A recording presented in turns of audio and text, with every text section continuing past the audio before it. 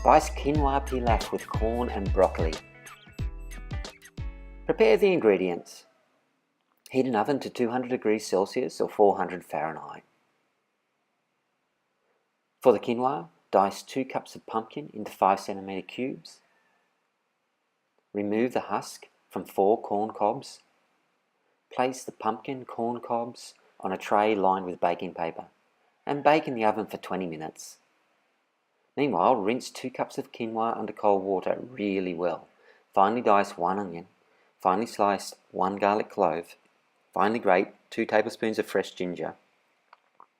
Cut 1 head of broccoli into small florets. Heat a large saucepan over a high heat.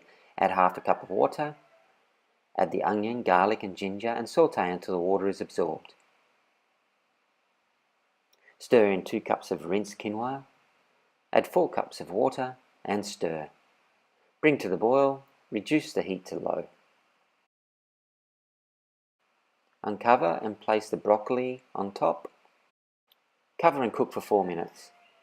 Meanwhile, remove the pumpkin and corn from the oven, cut the corn kernels off the corn cobs, add the baked pumpkin and corn to the quinoa. Season with salt and pepper to taste and stir. Roughly chop 1 handful of fresh coriander. For the cashew sour cream, drain the water from the soaked cashews. Place the cashews into a blender with the juice of 1 lemon, add a good pinch of salt. Puree to a smooth paste and add a little more water if necessary. To serve, place the cooked quinoa on a plate.